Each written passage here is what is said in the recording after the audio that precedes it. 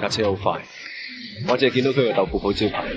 今天我们拆箱的这套就是老司机的摇篮，来自咔嗒积木的经典联名款，正版授权的藤原豆腐店。打开包装，里面的封盒上是仲野秀一的手绘稿，基本配置有4本说明书、1张透明贴纸、5组零件包，零件多达1908个，施工时间大概需要1天。无论是动画还是电影，藤原豆腐店的装饰布局都找不到完整的对应镜头，只能靠设计师同志多刷几遍了。说到设计，这款最初版本的设计师其实是 B 站的一位 UP 主，现在好像还能找到出版的设计视频。而我们现在手上的这个已经是最终版本的了。1楼外面放着文泰刚做好的豆腐，玻璃张贴着好吃健康的广告。进入店铺，门口摆着零售豆腐的橱窗，后面是养活父子俩的生产设备豆腐机。再往后走是藤原父子家的客厅，红木柜、电视机、榻榻米和小茶几。从红楼梯上到2层，就来到了老爸文泰的房间。窗台是可以打开的，感受秋名山吹来的风。同样可以开合的橱柜，每天2次准时的挂钟。接着来到拓海的房间，柜子顶上摆着收音机。拓海的房间也霸占了小半夜的贴纸，其中还有一张拓海打工的照片。还有比楼顶的大水箱更适合藏私房钱的地方吗？亲测放15张是没问题的。整套最优秀的设计莫过于侧面开合，不拆屋顶就可以看到内部结构。没有任何一套街景比藤原豆腐店更需要车位，不停86的豆腐店是没有灵魂的。拓海从13岁时被父亲命令每天凌晨4点开车到山顶上的温泉饭店送豆腐，于是就开始了他长达5年的无证驾驶生涯。小86后备箱里还有没送的豆腐，车库也是量身定做的大小，摆上头文字 D 25周年的纪念印刷砖，启程秋名山吧。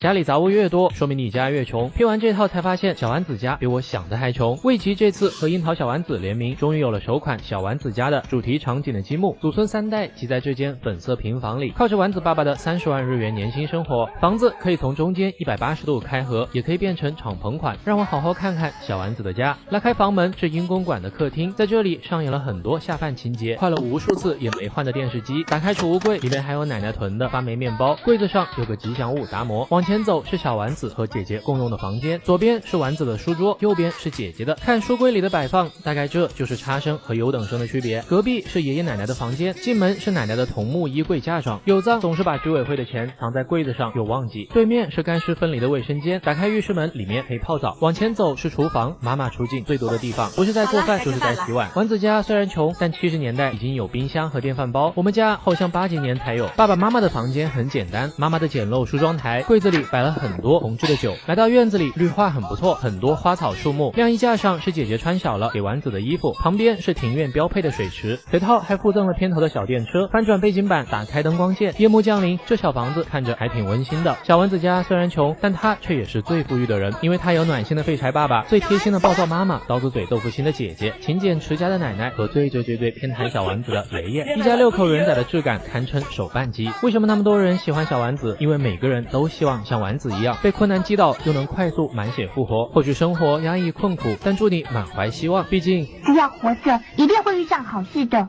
你知道游戏中青铜、白银、黄金的段位制度最早出自哪儿吗？感觉拼奇最近在做一种很新的积木，这和黄金射手座我刚打开就被藏在珍珠棉里的金色弓箭狠狠狙击了。翻阅说明书，发现这套开模数量巨大，看着这些丝滑的金色漆面，已经忍不住想要亲手给星矢穿上这件金色传说。好久都没在拼奇的盒子里摸到贴纸了，有图案的地方就有印刷件。青铜、白银、黄金等级的圣斗士是我最早听过的段位制度，而圣斗士原作是根据希腊神话设计的，从黑铁到黄金指的是人类的5个时代，现在成了游戏里上分的目标。撕开翅膀零件的附魔，掂在手里很有分量，灯光下有种金属的错觉。头雕决定了模型的整体气质，最喜欢听零件契合的声音，这套关节巨多，真的给我听麻了。给星矢放上这个印着经典名牌和12星座的地台，就可以看到黄金射手座的最终完全体了。这个哑光金色的质感使整个外观精细程度非常高，通过球形关节和科技键实现了肘部、腿部、膝部、踝部等13个关节的可动。星矢一共可以解锁2个面部表情，多出来的拳头零件用于收起弓箭变普通姿态时替换。整体加底座高47厘米，这个头和造型摆在家里完全能做镇宅之宝。我这边还拿到了一个有点可爱的小方头仔爱俄罗斯，也是同样的金色品质。这次的体验既满足了积木的拼搭，又过了一把模型的瘾。积木加模型，我个人感受1+1大于2，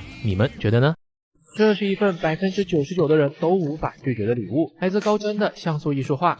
它可以把任何一张照片都变成一幅限量典藏版积木艺术画，无论是挂在家里还是放在办公桌上，艺术氛围直接拉满，有没有？整套将近3000颗积木零件，扫码进入官网，上传一张照片就能生成对应的像素画。你可以选择一个自己喜欢的风格，最后生成说明书。咱们打开说明书就可以开始拼搭了，5种颜色分别对应5个数字，拼搭过程需要一点点耐心，大概3个小时能拼好。黑白配色充满艺术感，真的非常高级。设计师还很用心的把积木相框也给你设计好了，不用再单独买相框，背后设计了2个挂孔，用绳子串起来就能直接挂到墙上。家里没挂钩的话，还可以装上这2个脚撑，想放哪里都行，超级方便。要是拼个这个送给朋友，他真的会非常感动。如果没有，那你就多送几个。这是一个机甲阿童木，接下来我要把它缩成人仔大小。我在发售前夕拿到了这套拼齐的阿童木觉醒时刻。铁臂阿童木的地位就不说了，你只需要知道它是中国引进的第一部动画片。故事讲述铁臂阿童木和黑恶势力在物理上打成一片的故事。小镊子迎来放假，套装零贴纸全印刷件，零件咬合适中。如果你现在打开03版的第1集，就会知道这一套的还原度已经达到了积木的极限，可以说是托比奥遇上阿童木一毛一样啊。传说中的滑盖床还真给它做出来了，休眠舱的倾斜角度可以旋转底部的按钮调整。翻开后背，两边各有一个可以任意活动的小机械臂，简称2臂。后面大机械臂用的多段式齿轮关节，活动半径更大。阿童木人仔关节是单向可动的，可以摆出各种基础动作。胸部装甲可以打开，看到里面的机械芯；腿部打开，里面还有电路机械，像极致缩小版的机甲阿童木。精细程度看得我都老花眼了。控制台的屏幕正反面都是印刷工艺，还可以换节末。拉开底部是茶水博士的位置，另一侧拉开是抽屉，可以放阿童木的皮肤碎片。互动性上真是出于寻敲门爽到家了。不过我记得动画这段为了复活阿童木，茶水博士让全市的电力都供过来了，没有灯光都对不起这次全市停电。接下来告诉我，你相信光吗？光效表现让模型整体的科技感都升了一档，机械加灯光合成了电竞感，摆在桌面，甚至要是能放在机箱里，视觉冲击简直拉满。开局4个塑料盒，零件全靠自己抓。这刚出炉的积木零件还真有点烫手，最后撒上一把透明键压实，这一波太赚了。你们玩积木经常会听到高专这个词，高专是一个积木平台，这里有很多国内积木爱好者的作品。目前平台出售的零件是中国高德斯生产的。今天拌饭来到高德斯工厂，带你们看看高专积木零件是怎么生产出来的。先看看汕头特产狮头鹅，还有红头船积木，高专特意准备的纪念版礼品，大家喜欢吗？我现在在的地方叫存料车间，现场50个原料桶，上面标注有各种颜色，每个桶能装5吨原材料。原材料通过这些密密麻麻的管道输送到注塑机中，这里有300台进口注塑机，24小时工作，据说一台就得大几百万。零件生产出来后，通过传送带运到这里，大机械臂会把零件堆叠起来，运到下个地方。不同的零件在这里自动完成分解，组合成套装所需的零件包。玩家买积木最讨厌就是缺件了，高专为了避免这个问题，零件分包后还需要再经过机器承重和人工2次称重，有问题的零件包当场拆包检查，确保玩家拼搭体验。看，现场还有未及刚刚包装好的套装，好想全带走。除了这些，高专还面向 MOC 玩家组建高专电商智能仓，玩家可以根据自己的设计需求，在高专积木平台买零件，下单后这些机器人会把你要的零件自动送到工作人员面前，工作人员打包发货就行。这次高专还全面升级了制作工艺，升级后的积木零件拼搭手感更加丝滑，拼搭体验很舒服，真不敢相信中国玩具工厂的自动化已经达到这种程度。其实拌饭厚着脸皮要了10个钥匙扣，大家说说送谁好？我们顶着35度的气温跑了6家711，就为了抽这个盲盒积木，每买5瓶才能抽1个盲盒。但功夫不负有钱人，我们最终还是集齐了宝矿力的全套盲盒积木，包括能发光的隐藏夜用款。先随机拆一盒，第一盒就是不太好抽的钓鱼船，毕竟相当于白嫖，搭建手感不做评价。这几套外观都是以宝矿力瓶子为原型设计的交通工具，每套配备一个人仔，除了瓶身的宝矿力还用了贴纸，甚至它还有不少的印刷件。公交巴士和高铁造型重复度有点高了，上面的小宝矿力瓶子倒是挺可爱的，这发光键一看就知道是隐藏款的配置。隐藏款是一个火箭，配备一座发射架，5款摆在一起，设计最特别的就是这艘直升机。螺旋桨关节该说不说，转得挺流畅。这套盲盒除了利尿以外，最大的优势就是设计上比其他联名积木要用心很多。后面还有这种活动，记得扣我做测评。这里面的东西，我保证你在2022年的城市里找不出3个。今天我们将你小时候生活的地方缩小100倍，测评一套未及的8090街景，据说拼完能有半米长，盒子里面老三样零件包以及施工许可证和贴纸配件，贴纸里原创插画含量100%，这里的每张贴纸都是一颗时代的眼泪啊！套装里还附赠了足足15个人仔，而且我每拼完一个部分都有种揭晓谜底的成就感。这栋街景在拼合方式上采用了快拆结构，方便安拆把玩。下面就带大家探索一下这里面的细节和隐藏彩蛋，那真是纱窗擦屁股，给我留了一手。先从顶楼开始一层层拆开看，露台上有晾衣杆、水箱、大锅盖、味精。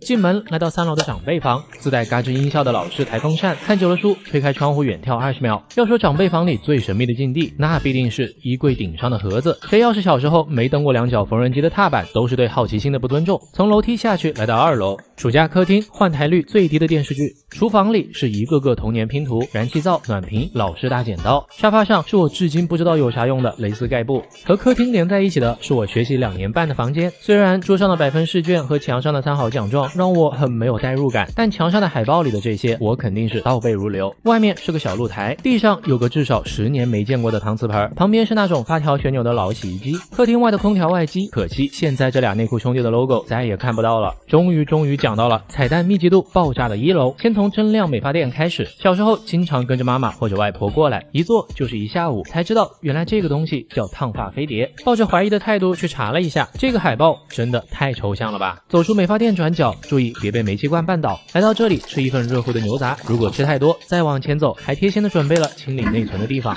虽然状态不是很礼貌，街边的墙上都是无比真实的印刷件，这可不是我抠的啊。最后我们来到了整栋楼最受欢迎的小卖部，在那个还没有雪糕刺客的年代，一拉开冰柜都是5毛钱的绿舌头、小布丁、5羊甜筒。小卖部前面的玻璃柜台摆满了爸爸们的梅花和中华，再往里走是小卖部业绩最好的老员工纯金寿街机，旁边这些柜子上的零食都是有原型的，现在你还能认出来几个？另一边是现在城市里已经销声匿迹的报刊亭，这4本每一本都是启蒙级别的了。报刊亭出来左转水果摊，这个物价水平放到现在都属于科幻片。楼下的树荫下通常有2位堪比石狮子的下棋大爷，这棋局有高手暂停给分析下吗？刚才这些都还不是完整版，随套附赠了15个人仔和4套小吃摊系列。人仔一归位，画面就突然多出了一种能闻到烟火气的嗅觉。街景作为一种文化记忆的碰撞，真的只有玩本土的才有意思。之前国产积木打情怀牌的都是小物件，这种大街景可以说是保护动物一样的存在了。收藏性和可玩性都是顶格，搭建手感上十分柔和，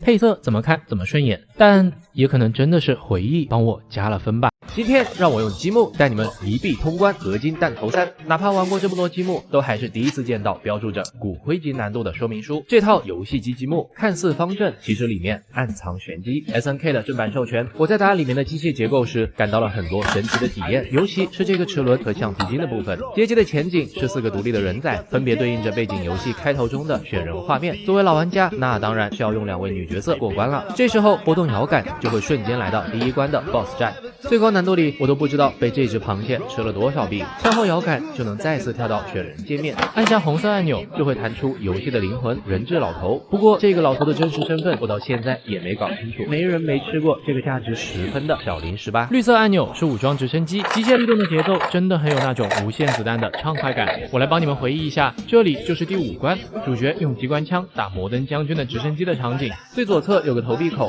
还记得小时候在街机厅，我一下午扔了100个币进去，把这枚特制的喷金印刷金币投进之后，再打开侧面的盖子就可以取出来。套装内的4个人仔还可以自由摆放位置，直接突破屏幕的支援力。贴纸是这种硬硬的 PVC 材质的，贴上去的手感巨好，机身该用印刷件的地方也没偷懒。这套积木给我的感觉和合金弹头3游戏本身一样，质量和难度都是极高的作品，单从还原度上就可见用心。轻轻波动摇杆，感觉又回到了当年在街机厅和朋友凑零钱买币双排的日子。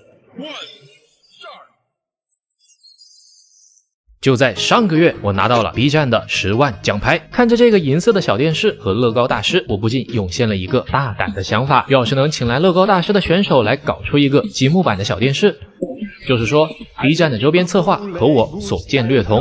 我手上这个就是中国版乐高大师的夫妻组胖小琪和蒋步庭老师设计的 B 站13周年纪念款，我愿称之为小电视的史上最强周边。整体是一个5.5开的机械透视的效果，背面亮点是有一个散热风扇和哔哩哔哩的字样。掀开侧面的盖子就可以翻转出一个3部分的折叠舞台，左边是架子鼓，右边是电吉他，中间是套娃的小电视屏幕。据说模型的另一边也是能打开的，我拿到手里琢磨了半天，才发现这里是要向两边推开的，转动下面的旋钮，舞台上升的同时，下面的波形图也在跳动。展开舞台，两边的灯光可以翻开，看宣传图这里应该还会站个人在。打开舞台底部，里面藏了一枚硬币，别吓吓，不是让你们投币的意思，把硬币投进侧面的投币口就可以给我投币。给小电视投币，激活另一只眼睛的灯光关卡了。机械之心在可玩性这方面可以说是满分，因为我手里的这个是样品，所以成品在部分颜色上会有一些修改，但最终效果就是刚刚呈现的这样。那么在哪里才能买得到呢？18号它会在 B 站的会员购众筹开售，有早鸟优享价格，还会有一些我没拿到的众筹特点。